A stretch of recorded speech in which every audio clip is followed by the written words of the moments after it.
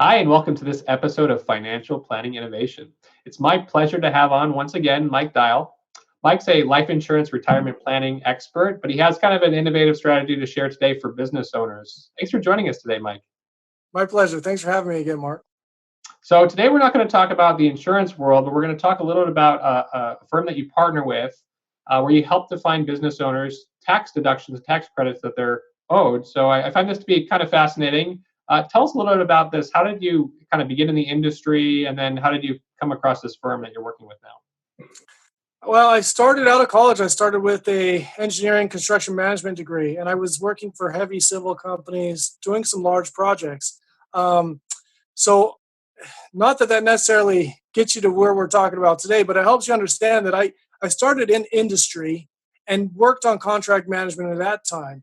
I worked in an industry where getting as much money as we could was important to the bottom line, not just in the contract, but any other incentives that were out there through the government or otherwise. There were programs available for hiring people. There were programs available for hiring local people and different things of that nature. Um, from that, I eventually transitioned into the financial planning insurance side of things, which is what I do now. A totally different story for a different day. But the long and the short is that I was very client driven. And as I've worked more and more on life insurance retirement plans for professionals, business owners, there was definitely a need there for good accounting. And they often came to me seeking some support for accounting. What accounts do you know, Mike? Who can you give us, and so forth? And that's really what spawned it. There's a number of different firms you could partner with. The one I like, I'm a little biased towards. I've tried a couple others, but this firm is great because it allows for them to work with your client, and that partnership allows potential of tax rebates and incentives for that company. Right. In the tax world, obviously, you should be consulting with the tax expert when you do these things. There's all kinds of nuances in the tax code, especially for businesses.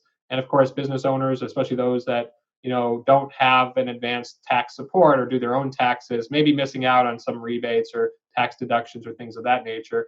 Tell us a little bit about, kind of the idea today that you wanted to share that's out there in the tax code that a lot of business owners aren't taking advantage of.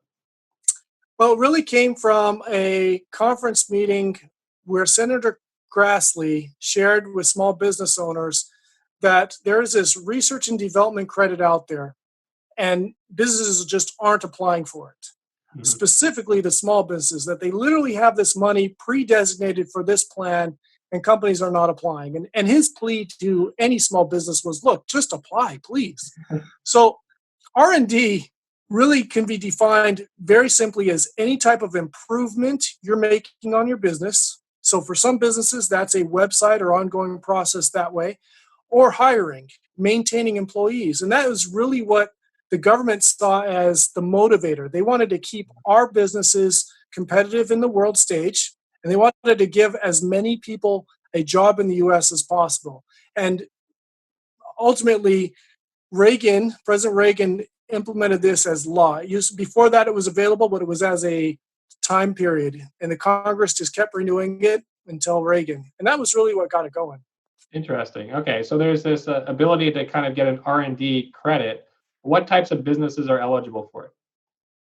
Lots of businesses. Now, with that being said, if you have kind of a cookie cutter retail shop Mhm. in the mall type store, you're probably not going to qualify for this because you're really not innovating the process. People come to your store, they buy something, they leave. Mhm. Even as well as you might market or think you market, it might not be the right business.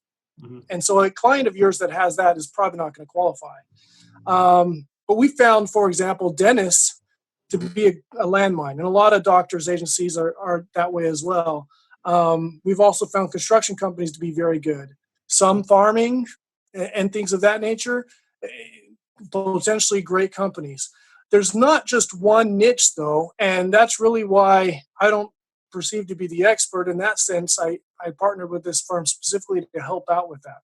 Okay. Well, tell me a little bit about, what you look for though when you're deciding whether they may be a good fit when you're referring somebody to them. So usually you want to have a company that had to pay at least $30,000 in taxes. And typically, if they pay $30,000 in taxes, they're going to qualify for one of these rebates, one of these discounts, or one of these type of incentives, whether it's a credit or something else. Um, the other thing is usually they need to have employees, and the beginning number there needs to be 4 or 5 employees. Can you do it with less? Yeah, we've seen people's companies go through with just 2 or 3 employees. We've also seen 50 employee companies that received a rebate. So there's just not a happy medium, but there is kind of a minimum standard, and that's where it is. And then for the company to really make it worth their while, they're doing this review for your clients for free. Mm-hmm. They review them, they review past years, they see if they can find a sweet spot in one of the years where they might qualify. And their minimum amount to get back to your client is $10,000. So ultimately, you're able to go to your client and say, hey, if I could get you $10,000 for free, Mm-hmm. and missed rebates or tax incentives, would you be interested? I see. And especially in this economy, we found that to be very helpful for clients. Okay, and basically they're doing it because they're saving more money and they're taking their fee out of whatever money they save you, correct? That's right. Yeah, and they don't pay a fee until it's on paper that they're going to get a rebate. Very cool. So, yeah, it is pretty cool. So let's talk about a client. We'll kind of add some realism to it in terms of somebody you had worked with. And I know you mentioned your background's in the construction industry, and construction firms can do this. So I suppose that might be a good affinity for you. Do you have someone in mind that you can share how you were able to save them some money there? Absolutely, Mark. So I work a lot with construction companies, small and medium-sized companies. This one happened to actually be a medium-large company. They were really tied to state and federal contracts. And when those went away during COVID-19, their company looked very bleak, their outlook, and they weren't sure if they were going to be able to keep their current employees, let alone the equipment they had.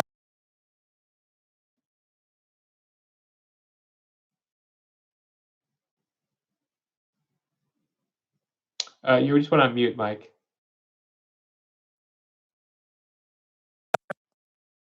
All right, so let's take it back from the top. So tell us a little about how this affected this business during COVID-19. So really it affected the business because they lost all these contracts. They were going to be out of money, and the business structure they had was just not going to last for the next 60, 90 days tops. They weren't going to survive. So we had done this deep dive into what they had done and reviewed where they were at. And when we called them, we got the secretary. The secretary said, sorry, the owner, the boss, he's not allowed to see anybody. He said no calls can go through for the next 2.5 weeks. They're really working on a survival plan, really. We said, this can't wait. It's literally $500,000 that's going to go straight to your company. We need to talk to him and get these papers signed right away. Yeah. And we were able to kind of go the back door. Obviously, the agent knew the owner, and we called him up and said, look, we only need a minute of your time. He's like, you get 30 seconds. We told him what we were doing. Well, that 30 seconds got extended. And he literally came back to us and said, you have saved our business. We wouldn't have survived. We don't think we would have survived this without this incentives coming back. And Wow. it was just great to hear that we'd help them out in that way. Yeah, it sounds like almost like what's going on with the PPP, right? The payroll protection program, which has been a little controversial in terms of it running out of funds. And at this moment in time, I don't know when we're going to post this video, but right now you're talking about whether they want to extend it and do another program. But that's like kind of a lifesaver for these businesses out there, during COVID-19. Well, it sounds like there's actually credits out there already existing, which the businesses haven't taken advantage of, which can help save the money and extend it out. So particularly timely topic today, Mike, and I really appreciate you being on to share it with us. My pleasure.